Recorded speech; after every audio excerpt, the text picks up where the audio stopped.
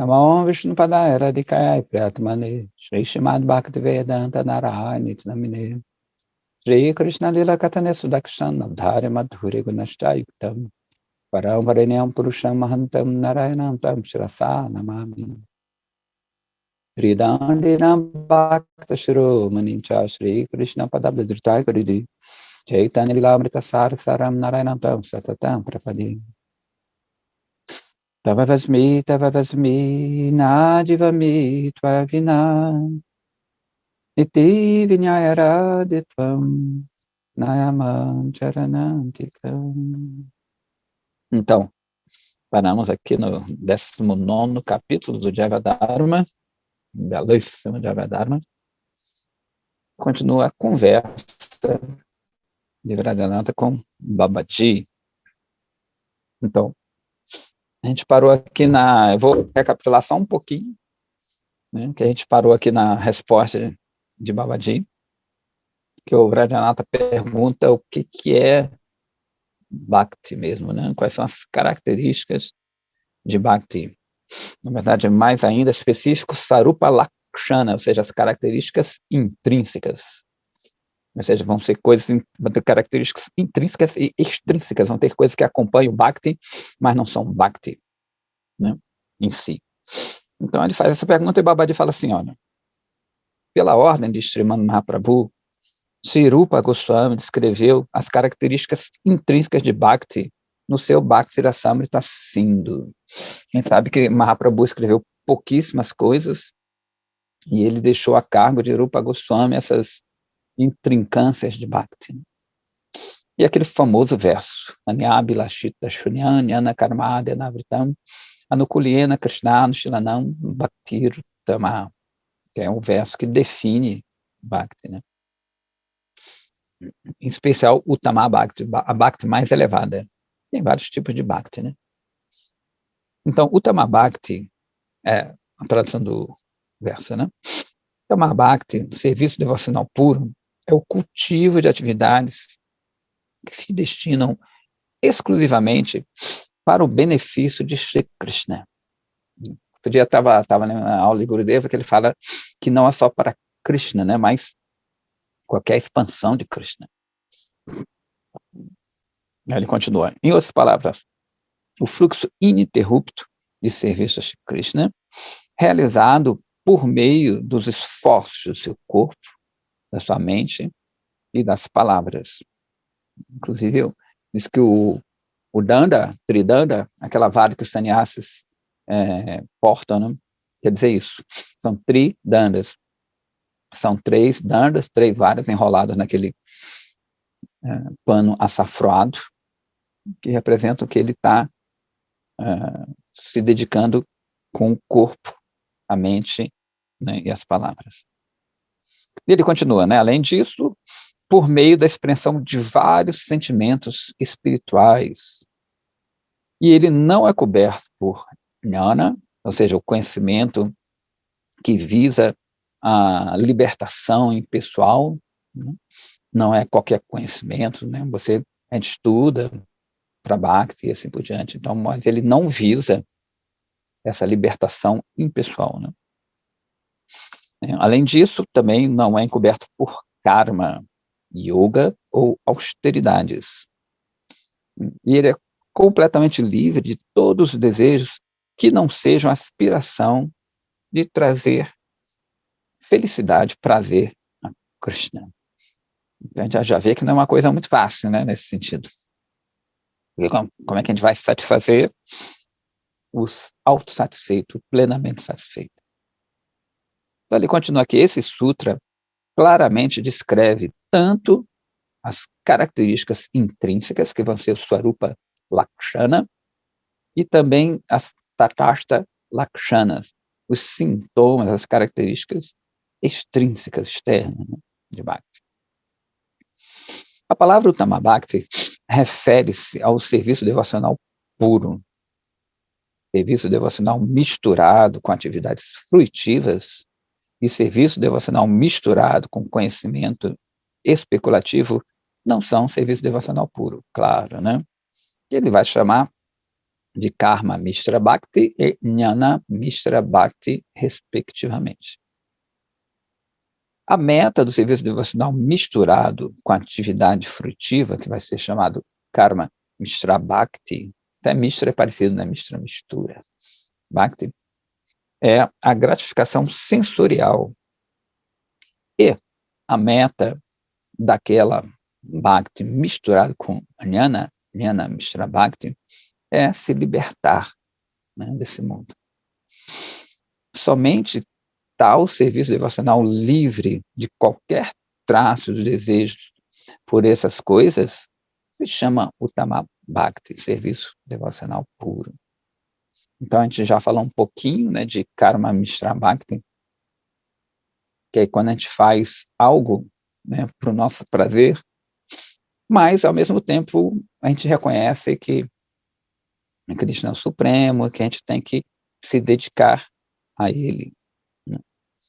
Então, a gente sempre dá um exemplo, né, quando a gente vai oferecer algo para Krishna, na questão de alimento, a gente oferece aquilo que a gente gosta, a gente não oferece aquilo que não gosta, porque, na verdade, a gente quer oferecer realmente a Krishna, sabe que as coisas são Krishna, mas a gente ainda tem o desejo de usufruir daquilo ali, né? A gente procura sempre fazer a seva, o serviço que a gente gosta para Krishna, mas está misturado ainda com o meu gosto, né? Eu gosto de falar, eu gosto de cozinhar, eu gosto de cantar. Se for me dado outra seva, eu talvez não faça com tanta vontade, ou às vezes até não faça. E o Jnana Mishra Bhakti é quando predomina ainda Bhakti, né? Você, vou adorar Krishna, que eu não aguento mais esse mundo aqui, é muita loucura, estou sofrendo muito, Krishna me tira daqui, por favor, né? Então, está misturado ainda. Não é uma coisa pura, não estou querendo dar prazer a Krishna, né? Estou querendo dar o meu prazer, mas eu sei que é por aí, né? Isso acontece muito e é natural que aconteça no começo, né? A gente ter esses desejos. Então, o fruto de Bhakti é prema, né? O Swarupa Lakshana, ou seja, a característica intrínseca de Bhakti, é os esforços favoráveis para Krishna, Krishnanushilana, realizados com corpo, mente e palavras, e uma atitude amorosa da mente, Pritimaya Manasa.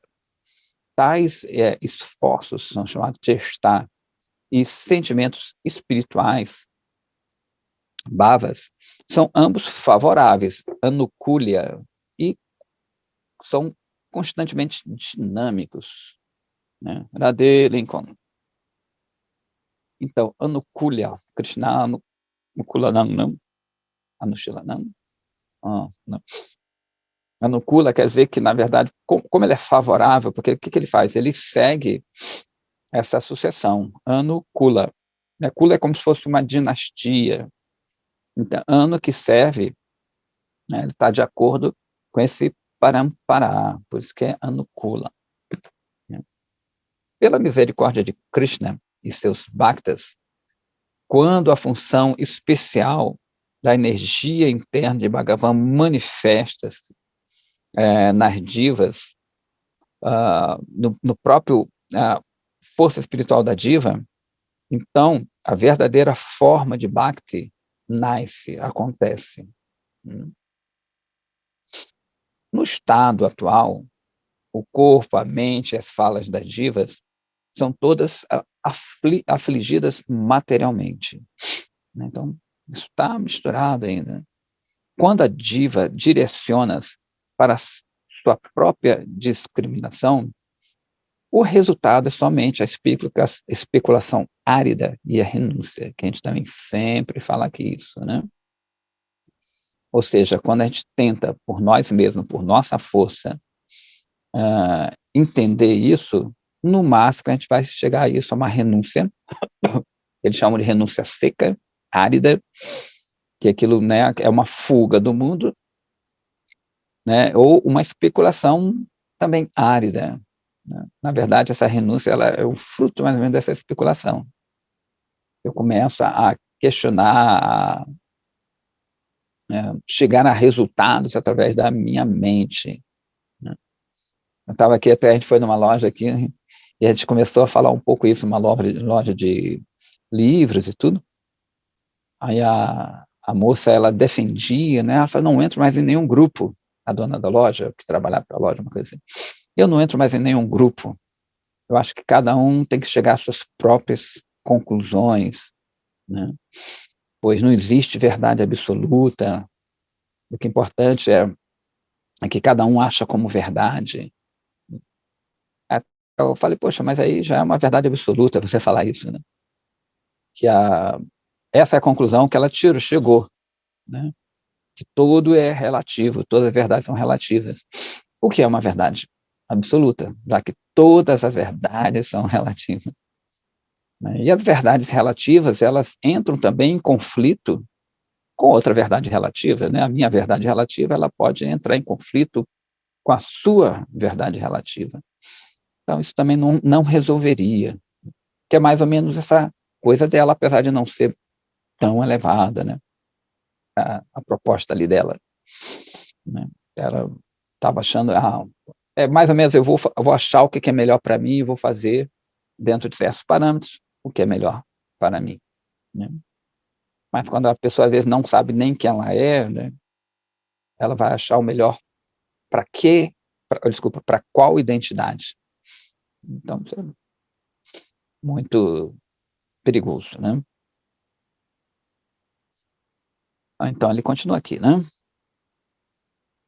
E a verdadeira natureza de Bhakti não se manifesta por meio, dessas coisas, dessa especulação, dessa renúncia. Contudo, quando a Swarupa Shakti de Krishna se torna ativa no corpo, na mente, nas palavras da diva, a natureza pura de Bhakti vai se manifestar imediatamente, né. Então, tem que ter o toque dessa natureza superior. Não adianta, eu tentar por mim mesmo alcançar, essa verdade, né. E esse é o problema hoje em dia, né. É o famoso relativismo pós-modernista, né, que é como essa moça falou, né.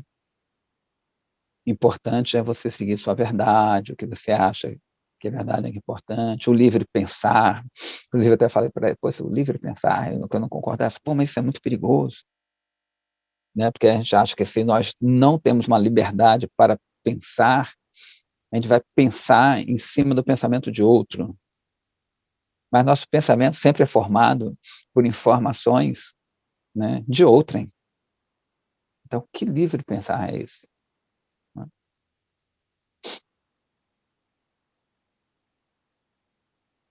A meta máxima de todas as atividades espirituais é Shri Krishna. E, né, e é por isso que o verdadeira atividade devocional tem que ser favorável a Krishna. Esforços realizados para a realização de Brahma e Paramatma não são aceitas como bhakti pura. Ao contrário, elas são aspectos desse conhecimento especulativo e de atividades fruitivas, respectivamente. Existem 2 tipos de esforços: aqueles que são favoráveis e os que são desfavoráveis. Somente atividades favoráveis são consideradas como sendo serviço devocional. A palavra anukuliena significa tendência de ser, disposta favoravelmente a Krishna. Esta tendência tem alguma conexão com o mundo material durante o período da prática, sadhana kala, né, o tempo do sadhana ali. Mas no estágio liberado, siddha kala, né, que é o tempo já perfeito, ela é completamente pura, livre de qualquer conexão com o mundo da matéria. As características de Bhakti estão ambas nesses estágios.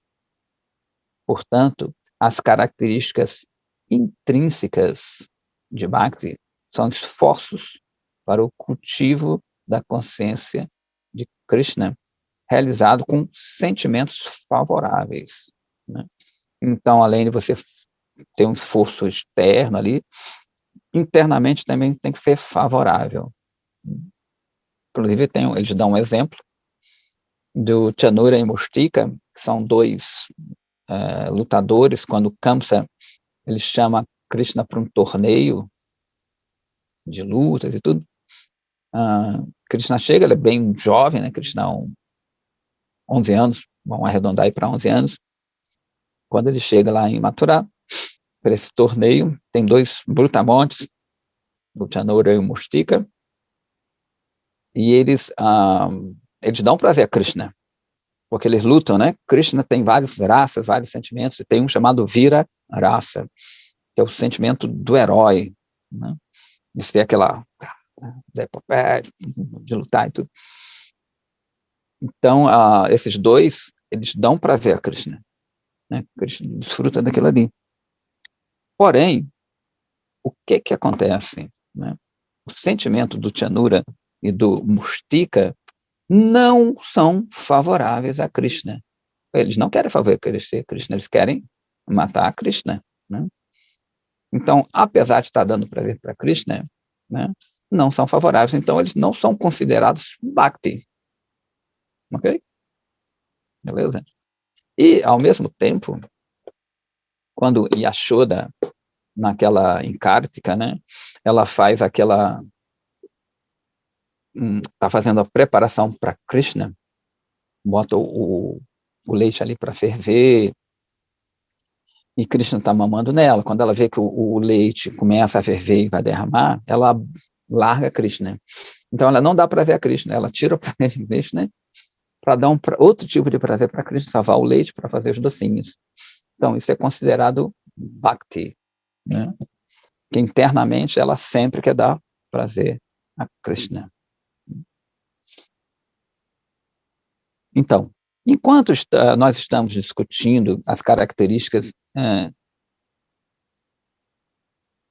Espera aí que pulo, eu estou com...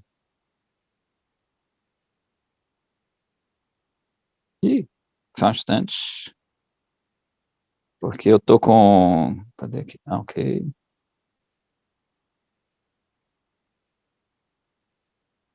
Eu estou com Kindle. Eu estou numa casa aqui um pouco diferente. E o que aconteceu? Sem querer, eu apertei o Kindle, deu um piripaque aqui.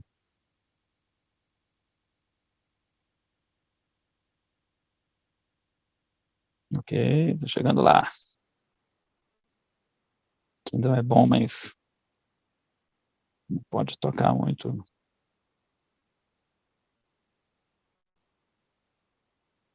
Estamos chegando, estamos chegando.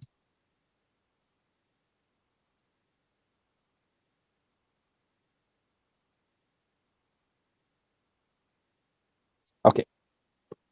Enquanto nós estamos discutindo as características intrínsecas de Bhakti, também é necessário descrever as características extrínsecas, externas, Tatashta Lakshana. Na verdade, Tatashta, ela é, não chega a ser tão externa, né? Ela meio que está à margem ali daquilo ali, né? Srila Rupa Goswami explicou que existem dois Tatashtas Lakshana, duas características externas. A primeira, né, é não ter nenhum outro desejo. E a segunda é a liberdade, né, dessa cobertura de jnana, karma e outros esforços para isso. Qualquer ambição outra que não seja o desejo para o progresso em Bhakti, que vá contra Bhakti, se encaixa nessa categoria de outro desejo. Então, de novo, né, qualquer ambição que não seja o desejo para o progresso em Bhakti, né, que vai contra Bhakti, não se encontra nessa categoria. Desculpa, se encontra nessa categoria de não ser Bhakti, né, claro. Jnana, karma yoga e a renúncia são ditas como sendo antagonistas à bhakti, quando elas são fortes o bastante para cobrir o coração, né? Então a gente vê que as outras, elas ainda existem, mas elas não cobrem, não são o desejo absoluto ali, naquelas misturas que a gente falou, né? Bhakti ainda predomina. Agora, quando a outra atividade predomina, aí é problemático para quem quer Bhakti, né? Porque às vezes tem pessoas que fazem o contrário, né? Elas usam Bhakti para ter o desejo deles mesmos, né? O outro, como a gente falou, eles sabem que Bhakti é a realidade máxima, eles sabem que ainda não estão completamente corretos, mas é natural enquanto a gente está aqui, que a gente está oferecendo fruto para Krishna e tudo mais, apesar de querer ainda usufruir daquilo ali, né? O outro não, ele vê Krishna como um meio, né, para alcançar a libertação ou prazer, no sentido, né? Ele não tem essa ideia de que ele está errado, está incompleto, né? Tem um detalhe bem importante aí. Portanto, a Bhakti pura pode ser descrita como cultivo de atividades que são favoravelmente, né, dispostas, né, a Sri Krishna, livre de ambas as características antagonísticas citadas acima, né? Aí o Vijaya fala assim: quais são as características distintas, as várias características distintas de Bhakti? Babaji vai citar o mesmo Bhakti Rasamrita Sindhu de Rupa Goswami. E ele fala assim, olha, ele escreveu 6 características especiais de Bhakti. Kalishagni Shubhada Moksha Laguta Kriti Sudurlabha Sandrananda Visheshatma Shri Krishna Karshini Cha Sa. Primeira das 6, né? Klesha Agni. Ela destrói todos os tipos de aflições, né? Klesha, aflição, Agni, que destrói. Shubhada, né? São as características de Bhakti, né? Ou seja, ela concede, Bhakti, todos os tipos de boa fortuna. Dar é dar mesmo, né? Dar, Shubha, coisa boa. Terceira, Moksha Laguta Kriti. Ela faz, Kriti vem de ação, de karma, né? Com que o prazer dessa libertação de moksha quer dizer, em geral, essa libertação impessoal, né? Ela fique lagutar, ela tem essa característica de ser lago. Lago é insignificante, levinha, né? Então tem o guru e tem lago, né? O guru é pesado, o lago é muito levinho. No caso aqui, insignificante. Quarta característica, raramente ela é alcançada. Sudurlabha, labha, você alcançar algo, né? Realizar realmente algo. Durlabha, quer dizer, muito difícil. Sudurlabha, que é difícil pra caramba. Então, raramente ela é alcançada. 5. Sandrananda Visheshatma. Ou seja, sua natureza, ela é imbuída com o prazer superlativo mais intenso, Sandrananda. Ananda, a gente conhece, né? Ananda é esse prazer, esse júbilo espiritual. Sandra quer dizer condensado. Quando a coisa ela vai condensando. Então ele está dizendo que é o superlativo, o Ananda máximo. E, por último, Sri Krishna Akarshini. É até engraçado, Krishna. Karshini. Krishna vem de Karshini também. Karshini quer dizer atrair. Então ela atrai aquele que atrai todo mundo, né? Ela é o único meio, ele está botando aqui, de atrair Sri Krishna Akarshini. Então, são essas 6 características de Bhakti que Rupa Goswami fala no seu Bhakti Rasamrita Sindhu.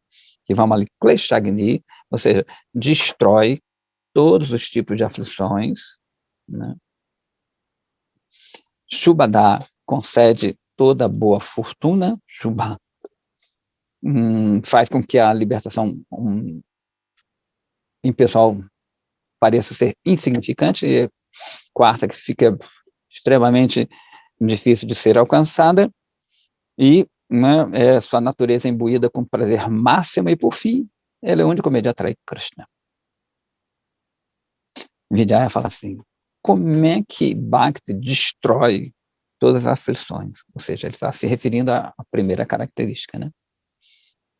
Aí Babaji fala assim, existem 3 tipos de klesha, ou seja, de aflições. O Papa em si, né, não é o Papa do Vaticano, não, Papan, que é o pecado em si, né, o pecado na sua forma de semente, Papa Abidya, ou seja, a ação em si, né, a coisa em si, o desejo de fazer aquilo ali, né, está em forma de semente, ainda não frutificou. Né, e a ignorância, a vidya. A atividade pecaminosa, ela é classificada como sendo pataka. Pataka. Você pataka quer dizer pecaminoso. Mahapataka, muito pecaminoso. E atipataka, ou seja, extremamente pecaminoso. Todas elas são consideradas papa, não? Ou seja, pecaminosas. Pessoas em cujos corações Shuddha Bhakti tenha se manifestado, naturalmente, elas não são inclinadas a se envolver nessas atividades, claro, né? O desejo de cometer essas atividades, que é chamado de papabidya, né? Está em semente, eu tenho o desejo de fazer aquele negócio ali, entendeu? Mas ainda não fiz, né? Não pode permanecer num coração que está pleno de bhakti. Avidya significa ignorância da sua identidade espiritual, né? Eu não sei quem eu sou, como a gente estava falando antes, né? Me identifico com isso, aquilo, e assim por diante, no caso da moça. Quando o Shuddha Bhakti primeiro aparece dentro do coração, a diva entende muito claramente que ele é uma serva de Krishna. Eu sou, né, uma serva de Krishna. E a ignorância, naturalmente, ela vai desaparecer, né? Essa vidya. Isso significa que quando Bhakti Devi, né, a deusa de Bhakti, espalha sua refulgência, a escuridão de Papabidya e Avidya são jogadas para fora do seu coração. Com a chegada ao auspiciosa de Bhakti, todos os tipos de aflições vão embora. É por isso que Bhakti é chamado de Kleshagni, que é a primeira característica, né? Ou seja, quando Bhakti vai entrando, você entende quem você é, né, e não se identifica mais com uma identidade errônea. Naturalmente, aí, né, a ignorância vai embora, você não sofre mais. A gente está conversando que tem aquele ditado que os únicos, os felizes são os ignorantes e os sábios, né? Não tem nada a ver. Os sábios, sim, são felizes. Os ignorantes são ignorantes. Sofrem também. E Vijaya fala assim, como é que é Bhakti Shubhada? Né? Como é que ele dá todo esse tipo de auspiciosidade, Shubha? Nesse mundo, todos os tipos de afeição, todas as boas qualidades e os diferentes tipos de prazeres são considerados Shubha, né? Alvissareiros, auspiciosos. Naquele cujo coração Bhakti pura manifestou, ela é dotado com 4 qualidades. Né? São 6 ali, agora 4 qualidades que ele dá. É a humildade, a compaixão, a liberdade, né, estar livre do orgulho e a tendência de dar honra aos outros, honrar aos outros. Então, olha que legal, né? Humildade, compaixão. Ele não é uma compaixão mundana que ele está falando aqui, né? Que fica. Inclusive, compaixão quer dizer que você sofre com o outro, mas não é compaixão. Paixão quer dizer sofrimento, como a paixão de Cristo, né? Que ele sofreu ali, entre aspas. Então, compaixão quer dizer que você sente a mesma dor do outro, né? Sente a dor de outrem. Não é mundana, né? Essa compaixão dele é uma compaixão no sentido que ele vê que aquela pessoa não está, aquela alma, aquele eu, não está servindo a Krishna. Ele não fica triste, o cara está doente. Inclusive na Gita o que é falado, né? Que o sábio mesmo ele vê a igualdade um cachorro, um brahmana, um comedor de cachorro, né? Ele vê aquilo ali com igualdade. Então, quando tem Bhakti, ela tem esse tipo de compaixão, né? A gente traduz aqui como compaixão, mas é diferente. Por isso que as pessoas, às vezes, confundem, né? Os impersonalistas, eles confundem esses sentimentos com sentimentos do mundo. Mas, de novo, não é. Ele vê que tem alguém que não está servindo a Krishna de forma apropriada, né? E ele quer que essa pessoa, esse animal, não importa, esse ser, ele recupere seu status como servo de Krishna, né? Quer dizer, ele sempre é, mas não está ainda na posição ideal. Então é esse tipo, tá? E, né, ele não tem mais orgulho, porque o orgulho ele nasce da ignorância, né, de você achar uma coisa que não é. E ele sempre honra aos outros de acordo com cada um, claro, né, para inclusive não prejudicar outros. Por essa razão, todo mundo concede afeição a ele, né? Tem afeição por essa pessoa. Todos os tipos de sadgunas, né, são os gunas verdadeiros, são automaticamente manifestos nos Shuddha Bhaktas. Né? Ou seja, apesar de a gente falar que Krishna também é nirguna, quando é um guna material. Então, sadgunas são os gunas verdadeiros, ou seja, as qualidades verdadeiras de Krishna, que se manifestam no Bhakta. Né? Bhakti, ela é capaz de dar todos os tipos de prazeres. Se alguém deseja, ela pode dar, inclusive, o desfrute material, né? A felicidade de entrar em Brahma, a Nirvishesha Brahma Sukha, né? A felicidade no sentido que você não sofre mais. Às vezes você está sentindo uma dor, né? Durante dias, quando aquela dor para, é como o prazer. Mas os sábios não classificam isso como prazer, né? Eles classificam uma ausência do sofrimento. Eles dizem que o prazer mesmo, quando ele está falando aqui, ele é eterno. É uma característica intrínseca do eu. Então, não é que você está sofrendo e parou, você, daquele ali. Ou você está agoniado, né? Quero ir para o banheiro, daquele alívio. Então, é interessante que esse alívio, essa coisa, está sempre acompanhado, sempre tem uma prévia de alguma aflição. Por isso que eles não consideram, né? E ele continua aqui, né? De todos os tipos, ou seja, Bhakti pode dar tudo isso, e todos os tipos de perfeições místicas, né? Os famosos siddhis, e tudo, né? Então, Bhakti, ela pode conceder tudo isso. Tem um verso, né? Kama, Sarva Kama, Va, Moksha Kama, Udaradi, Tivrena, Bhakti Yogena, Yajita, Purusham Param. Esse Purushapana, né?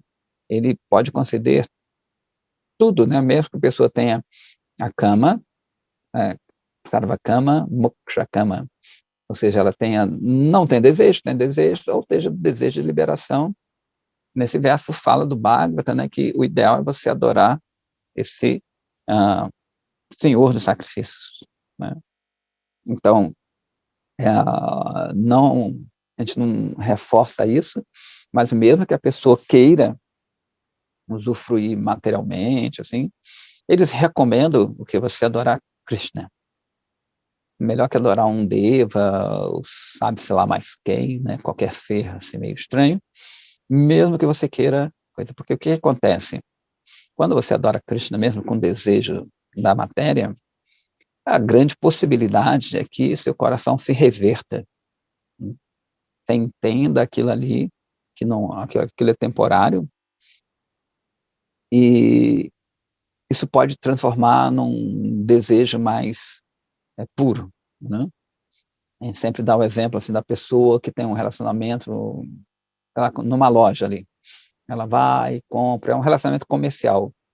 Mas com o tempo, pode acontecer que ela, devido àquela convivência ali, ela, poxa, né, essa pessoa é bacana, pô, vai lá em casa um dia, né? Aquele relacionamento saudável, né, comercial, porém saudável, né, só de tirar. Aí um dia, pô, vamos lá em casa, almoça, conhece minha família.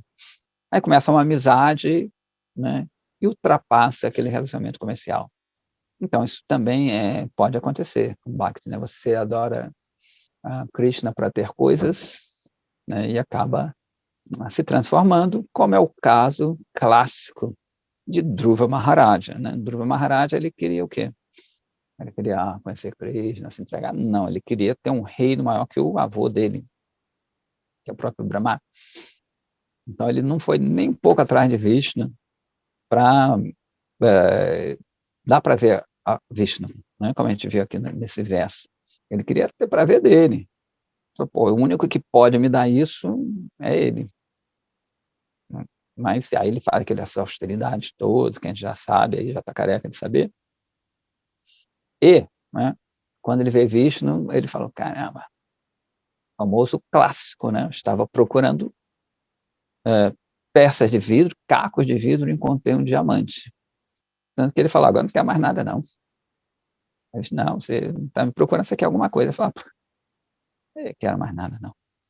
Mas mesmo assim, Vishnu concede para ele, né? Então, ou seja, ele muda e vira um grande Bhakta.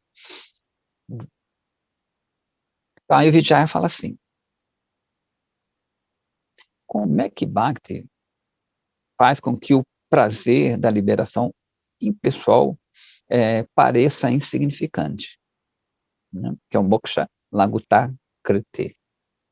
A Babaji fala assim, ó, mesmo se um pouquinho de amor pelo Supremo, Bhagavad Rati, se manifeste no coração, Dharma, Artha, Kama e Moksha naturalmente vão aparecer insignificantes, vão parecer, na verdade, né? Então, Dharma é a religiosidade mundana, Artha é aquele desenvolvimento econômico, né? Aquela aquisição que a gente quer, Kama é gratificação sensorial e Moksha é libertação. Então, Vijaya fala assim. E por que é dito que Bhakti é raramente alcançada? Durlabha. Babaji. Esse tema você tem que entender de uma forma muito cuidadosa. Bhakti vai permanecer assim escondida enquanto uma pessoa realiza, né, esse serviço devocional, né? A gente traduz Bhakti mais como serviço devocional, de forma inapropriada, mesmo que uma pessoa se ocupe em milhões de diferentes práticas espirituais, sadhana. A parte disso, Bhakti Devi satisfaz a maioria das pessoas com somente a liberação impessoal. Ela não dá Bhakti a menos que ela, Bhakti Devi, né, veja que o praticante é altamente qualificado. É por essas duas razões que Bhakti é raramente alcançada. Até Bhaktivinoda Thakura fala assim, uma coisa bem interessante de falar, o Bhakti é para todo mundo, mas não é para qualquer um. É legal isso. Né? Ou seja, está disponível, na verdade, para todo mundo, mas não é qualquer um que vai querer aquilo ali. Porque tem que se encaixar naquele verso, né? Não tem que querer mais nada daquelas coisas. Né? Então, apesar de ser relativamente simples, né? É simples, a gente sempre compara até com o amor aqui desse mundo, né? Pensar bem, é simples, mas durante o processo é complexo por causa da gente, né? O amor em si, ele é simples, é a entrega total. Agora, por causa das nossas traves, né? Das nossas várias aquisições anteriores, digamos assim, né, o temor e tudo fica difícil, né. Mas o amor em si se resume na entrega, né, entrega total, sem se querer nada em troca. Então, o Bhakti da mesma forma, né, ele é difícil, porque vai depender nesse sentido do praticante, né, o praticante tem que ter essas características. O sadhana, de cultivar gnana, conhecimento, definitivamente nos leva à liberação na forma de emergir no Brahma não dual, que é a própria forma do conhecimento. Também é fácil conseguir a gratificação sensorial por realizar atividades piedosas, tais como sacrifícios e outras tais atividades. Contudo, se uma pessoa não pratica Bhakti Yoga, ela não pode alcançar Bhakti por Sri Hari, mesmo se realizar milhões de práticas espirituais, né. Então, para todo mundo, mas não é para qualquer um, tanto que os Bhaktas mesmo são raros, né, até, assim, no nosso meio, a gente pode ver que, eh, muitos praticantes, eles ainda misturam muita coisa, né, o nosso número já é pequeno, e a gente vê que tá as concepções, tem muitas concepções misturadas, entre a gente mesmo, né. "Ah, de que é isso, tararel". Não estou nem falando de Bhakti Mishra, mas,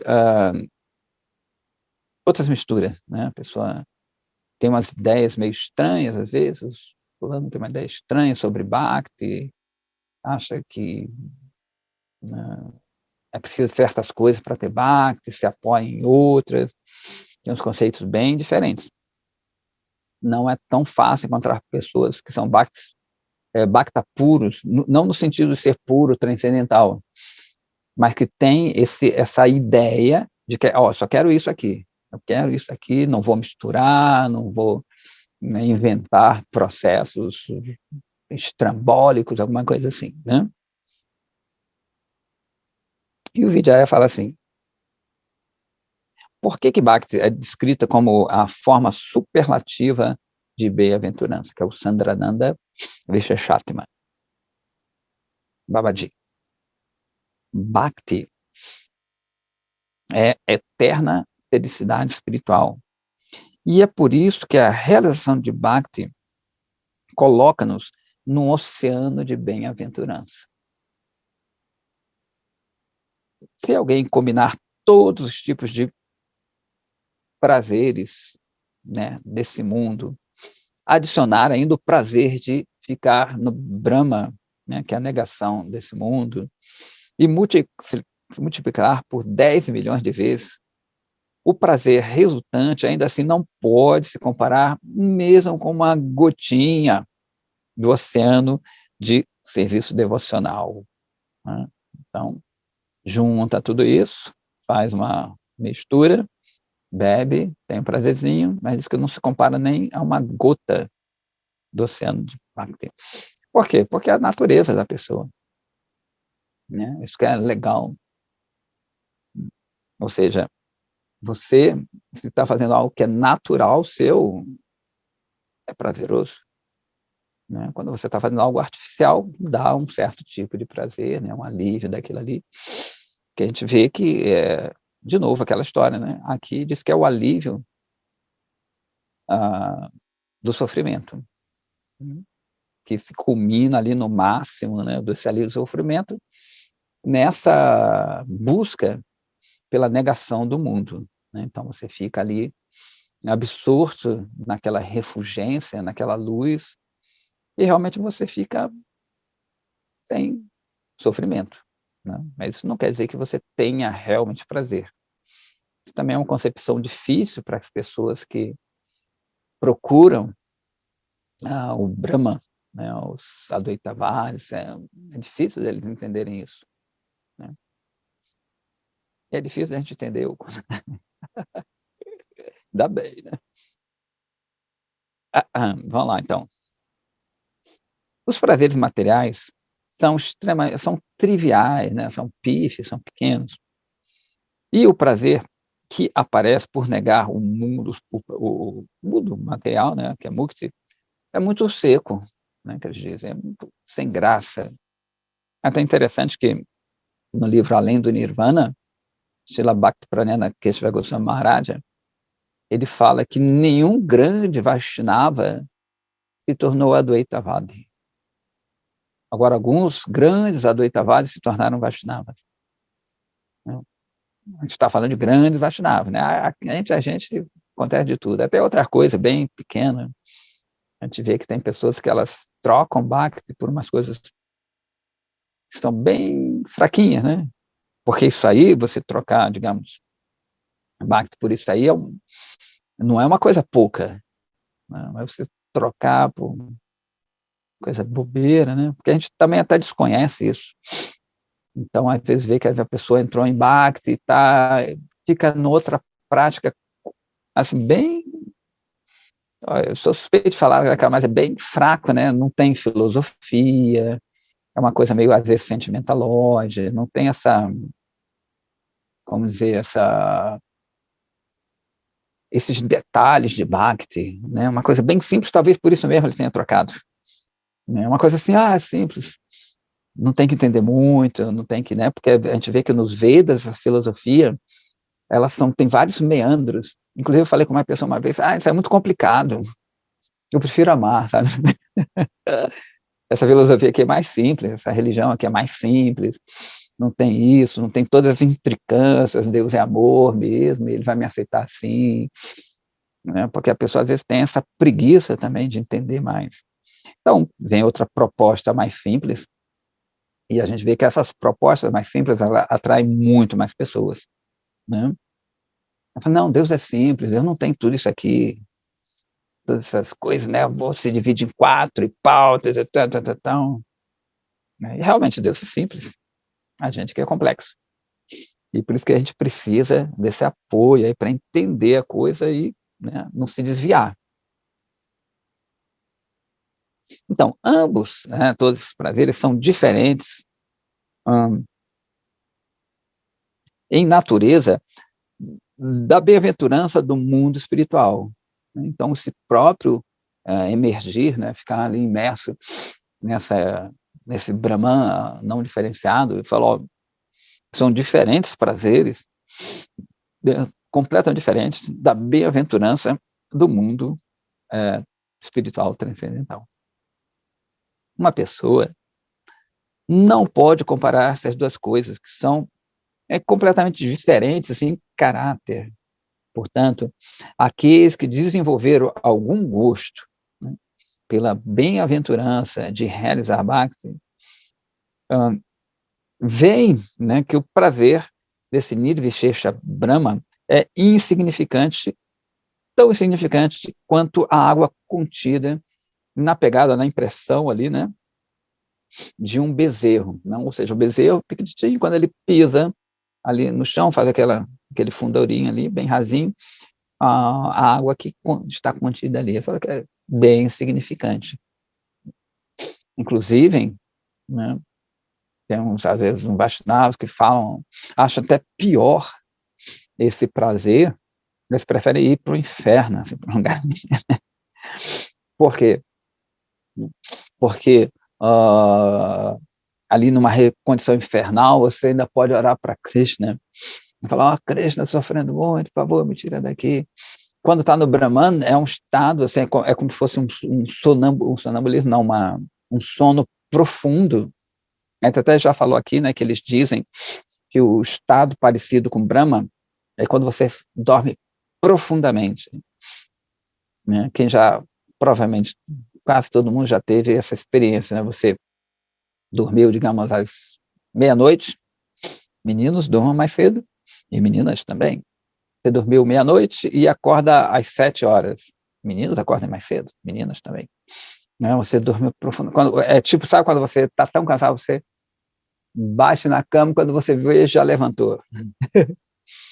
Né? Ou seja, durante essas 6, 7 horas, nada para você, aparentemente nada aconteceu, existiu um branco, uma negação de toda a sua vida ali. Então eles dizem que é o que mais se assemelha a esse estágio de estar nessa região de Brahma. Por isso que os sábios acham isso muito perigoso, eles não querem isso. Porque imagina, 7 horas sem acontecer nada, sem sentir nada. Como é que você, nesse estado, você se lembra de Krishna? Né? Então ele fala que eu prefiro o inferno. Porque lá no inferno eu estou sofrendo e eu tenho boca para gritar. Eu falo, Krishna, né? Eu sinto alguma coisa. Meu Gurudeva fala assim, eu prefiro que você sinta raiva. Com raiva eu posso transformar essa raiva. Mas se você não está sentindo nada, você é como uma pedra. Como é que eu vou transformar uma pedra? Como é que eu vou falar uma pedra? Né? Então ele dizia, fala, prefiro para o inferno. Interessante isso, né? Somente aqueles que experimentaram esse prazer podem entendê-lo. Outros não podem arranhar isso, não podem nem discutir isso, né? Então o Vijaya fala assim, como é que Bhakti atrai o todo atrativo? Se lembra que essa é a última, né? Sri Krishna Akarshini. Como é que ele vai atrair aquele que atrai todo mundo, né? É complicado. Né? Como é que você vai satisfazer aquele que é autossatisfeito?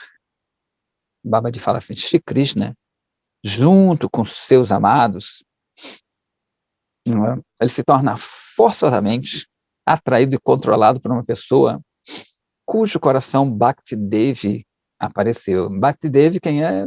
Radharani, né? Madana Mohana Murari. Então, aquela, na verdade, que atrai aquele que atrai todo mundo é Radharani. Então, Srimati Radhika que de erro. Então, Bhakti Devi, como é também uma forma, né, de Radharani, ela aparece no teu coração, ela vai atrair aquele que atrai todo mundo. Legal, né? Krishna não pode ser controlado ou atraído por nenhum outro meio. Né? A Vidya fala assim, se Bhakti é tão sublimamente potente, por que aqueles que estudam muito Shastra, muitas escrituras, não tentam alcançar Bhakti? Né? Tudo é muito bacana, muito bonitão, né? Por quê? Bhakti de Krishna estão além de todas as fronteiras materiais. Então, a inteligência humana não pode alcançá-los, porque elas são rudimentares, são limitadas. Contudo, uma pessoa pode facilmente entender a essência desse serviço devocional, né, Bhakti Tattva, se ela desenvolveu, assim, mesmo que seja um gostinho, né, por meio da influência de atividades piedosas, sukriti, né, passadas. De novo, né, sempre lembrando que não é atividade mundana, que é o famoso sukriti, né? Sukriti, que são aquelas atividades relacionadas às pessoas santas, né, as pessoas que têm bhakti, aos objetos, né, entre aspas, relacionados a bhakti, ao próprio Krishna, e assim por diante, né? Outro exemplo é Prahlada Maharaja, exemplo clássico, que ele circungira um templo de Nrsimha, ele fica de jejum ali no dia Nrsimha Chaturdasi, de forma que ele nem sabia disso, ele nem sabia dessas coisas. Então, ele, devido a outros motivos, ele começa a fazer a ascese, né, essas práticas que são ligadas a Bhakti, né, a Nrsimhadeva. Por isso que ele nasce como Prahlada Maharaja. Não só por isso, outras coisas, mas tudo bem. Então, são coisas que ele até desconhecia. Então, são sukriti, né, atividades relacionadas à transcendência. Né? Você alimentar um sábio, mesmo não sabendo que é um sábio, mesmo que né, isso você está tendo como uma atividade comum de sattva. Alimentei o fulano, cicrano. Ou mesmo atividades que não estão relacionadas a sattva. Acho que eu já contei essa história, vou contar de novo. Né, dizem que uma pessoa santa, ela sempre saía, né, falando de Krishna para todo mundo, e ele pedia alguma coisa também, não para ele, mas para que a pessoa pudesse se beneficiar dando algum objeto, alguma coisa para ele, porque ele usava aquilo para Krishna, ele dava aquilo para Krishna. E diz que tinha uma senhora muito ranzinza, achava que esses estados eram tudo vagabundo, preguiçoso, não quer trabalhar, né? Qualquer semelhança não é mera coincidência, né? Com esse tipo de pensamento, e que realmente é difícil você saber quem é o sábio mesmo, quem é a pessoa santa, e quem é o preguiçoso, né? Quem é a pessoa que quer se aproveitar disso, que existe muito, né? A pessoa, às vezes, quer entrar num templo, numa igreja, ou sei lá o quê, falar, aqui eu tenho um ensino bom, só tenho que fazer mais coisinha aqui, vou ser alimentado aqui, não vou ter que trabalhar, tem que pagar a conta, né? Então, é difícil, às vezes, você distinguir quem é o sábio e quem é um preguiçoso, né? Quem é um cara que quer se aproveitar daquilo ali. Então, essa senhora achava que todos eles, né, ela não tinha esse poder de discriminação, achava que todos eles eram meio vagabundo, não trabalhavam, e assim por diante. Como muita gente pensa, não, na Índia tem esses caras aí, milhões de sadhus que ficam caminhando na rua e não trabalham, não contribuem para o país. Então, essa senhora, né, vinha, xingava ele, e ele ficava. Isso é engraçado, não se sabe por quê. Bhakti é sua tantra, né, independente, ela tem seus desejos, que a gente desconhece, e o sábio cismou com ela também. Não, vou dar um jeito de mudar essa menina, uma senhora. E ele, né, ia lá, sempre pedia, ela xingava, até que um belo dia, ela estava limpando lá os móveis, estava lá com o paninho, e falou, esse cara de novo jogou o pano sujo nele. Aí ele ficou, meu Deus, ela me deu alguma coisa, né? Ela fez uma doação, beleza. Aí diz que ele vai, lava esse paninho no rio, faz umas tiras, faz um pavio, ele chama de deidadezinha, né? Aí ele põe ali no ghee esse pavio, acende o pavio, começa a adorar Krishna. E a gente sabe que, né, o pavio a gente circungira várias partes de Krishna. Então, com o tempo, quando ele começou a circungirar, o que aconteceu ali? O coração dela começou a girar também. A cabeça dela começou a girar. E ela se transformou completamente, pediu desculpa para ele, e acabou se tornando uma Bhakta também, uma Bhaktin, né? Esse é um exemplo clássico também de Anyata Sukriti nessas atividades. Então, não só atividades piedosas comuns, né, que é muito comum a gente também errar isso, achar que ajudar os outros materialmente vai gerar uma devoção. Então, aí o Vijaya fala assim, por que a lógica material não tem peso nisso aí? A lógica, Babaji responde, não tem as qualidades necessárias para entender os prazeres espirituais. Aí ele cita um verso da Katha Upanishad, Nashtatarkena Matirapaneya Prtanie Naivasu Nyanaya Presta. A conversa com Natiketa, que é o personagem principal ali da Katha Upanishad. Meu mais querido Natiketa, não é apropriado usar argumentos para destruir a sabedoria da verdade absoluta que você recebeu. Essa é a tradução, né? Aí Baba continua. Então, também é dito assim, Tarka Pratishtanat. Tarka é lógica, né? A lógica é inútil por estabelecer qualquer vasto, qualquer substância verdadeira, porque o que uma pessoa estabelece pela lógica e argumento, hoje, né, uma pessoa, um lógico mais experiente, vai refutar amanhã. Assim como tinham sábios da Grécia, que eles viviam nessa história, né, eles criavam um argumento, aí jogavam um argumento, aí o outro ficava ali meditando, pensava, quebrava os argumentos com outro argumento, outro quebrava o argumento. Então, eles viviam nessa masturbação intelectual, né, o prazer deles era extraído a partir daí, né? E muita filosofia ocidental surge disso aí também, né? Ou seja, de uma um exercício mental, né? Aí todo mundo acha bonito, fica, não, vamos filosofar, estamos filosofando, não chegamos a conclusão nenhuma, mas foi bonito, foi um papo muito bom, conversou aqui, trocou uma ideia, aprendi um pouco, aprendeu um pouco, muito bom isso aqui. Não? Enfim. Então ele fala assim, ele continua, né? É por isso que é dito que a lógica não tem poder nisso aí, né? Não tem respeito em referência a isso. Todas essas afirmações do Vedanta estabelecem que a lógica não pode explicar, né, os temas materiais. E por isso que gera um ateísmo, né? A pessoa tenta entender.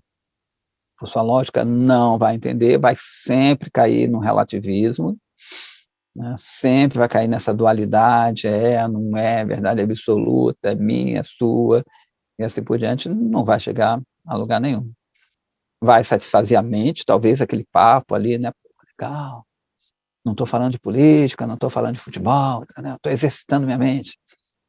Então, né, vai achar bacana aquilo ali, né? Isso, quem tem essa tendência, essa verve, claro, os outros vão ter essa tendência a falar das coisas daqui mesmo, né?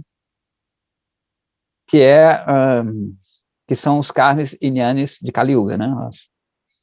É um reflexo desses outros dois processos que a gente falou que são inapropriados para Bhakti, né? Só que eles têm um nível melhor e hoje em dia isso se reflete assim no populacho, né? Com nível inferior.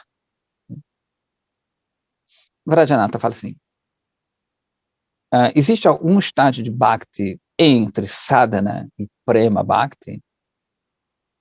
Baba diz sim, certamente. Existem 3 estágios de desenvolvimento de Bhakti: Sadhana Bhakti, Bhava Bhakti e Prema Bhakti. Vrajanatha fala assim, quais são as características de Sadhana Bhakti? Babaji diz, Bhakti é uma só. As diferenças entre os diferentes estágios, existem diferenças apenas nos diferentes estágios de desenvolvimento. Enquanto Bhakti está sendo realizada por uma diva que está condicionada a esse mundo, né,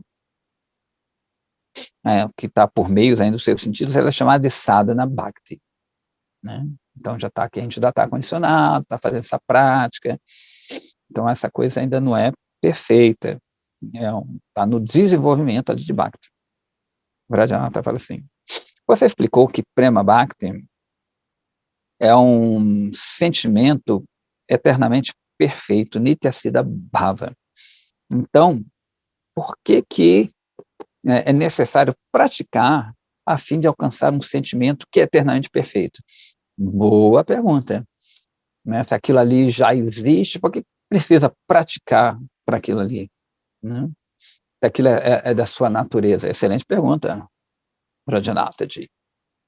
Babaji fala assim, Nityasiddha Bhava, ou seja, esse eterno, esse sentimento eternamente perfeito, não é, na verdade, alguma coisa que vai ser obtida por outra coisa.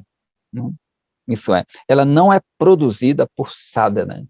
Isso também a gente já falou aqui sempre, de outra forma, mas vamos lá. Então, isso não é produzido pelo sadhana. O sadhana não vai causar bhakti, né?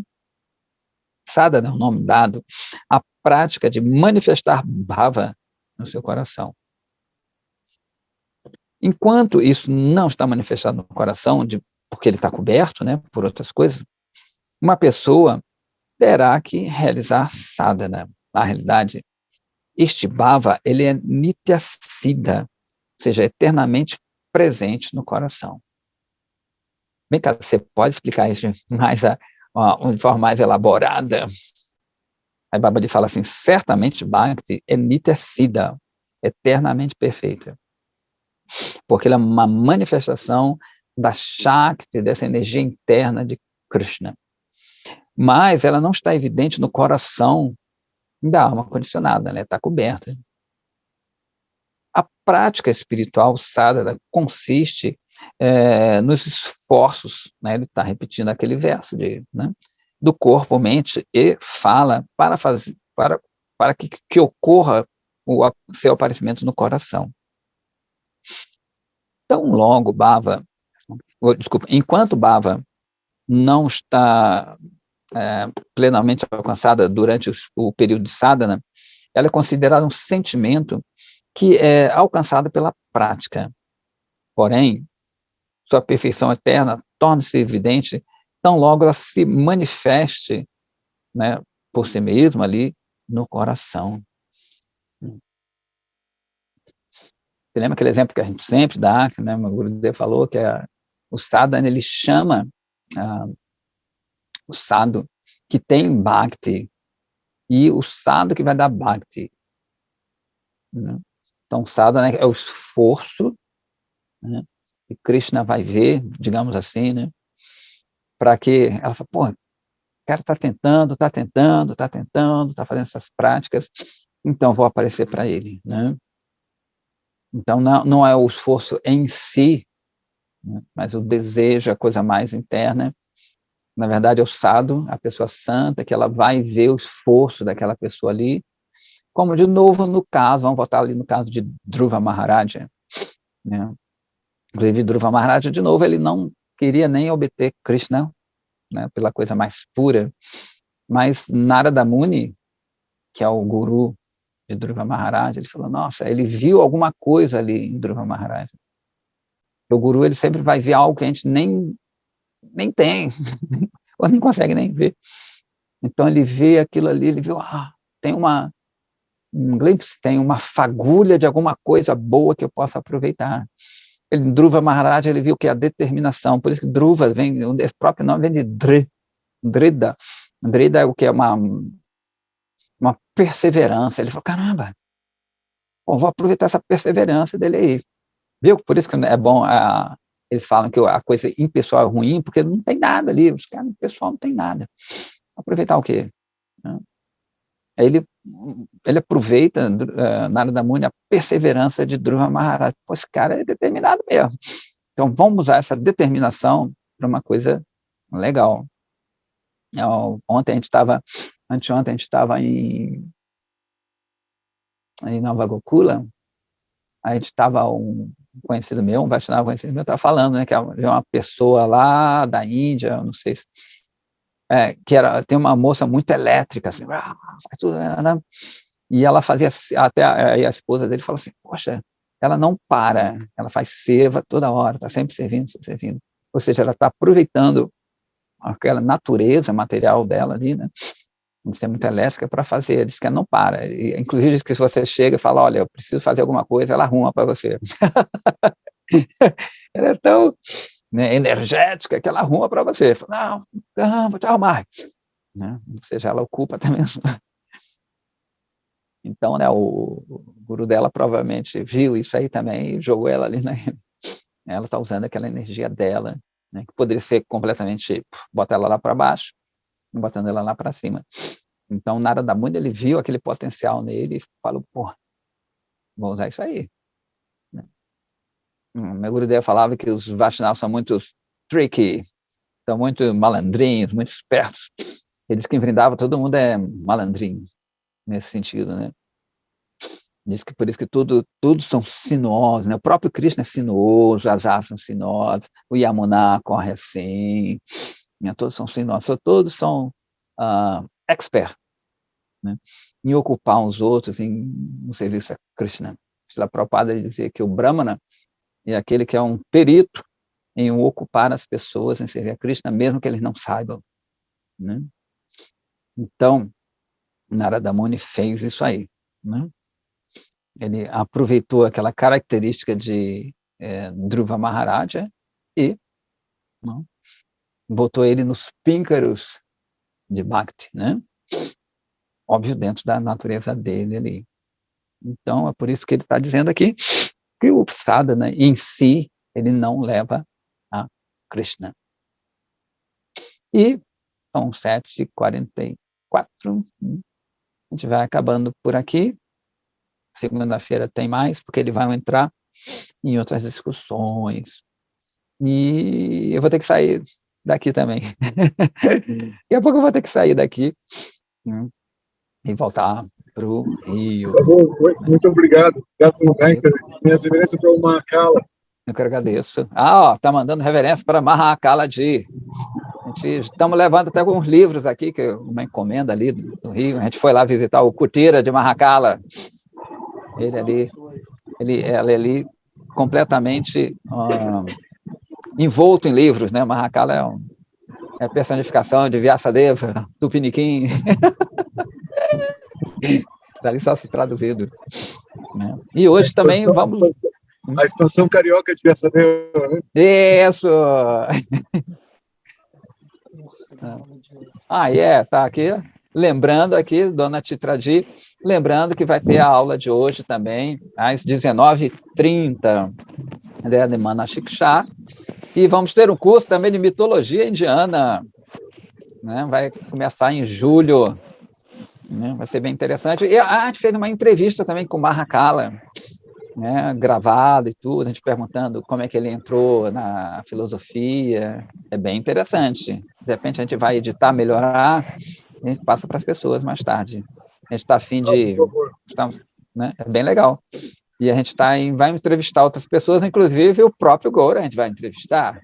Quando a gente for lá no Sul, vai ter uma entrevista ao vivo, e perguntar. A gente é coisa rápida, dura uns 15 minutos, né? Mas é bem interessante.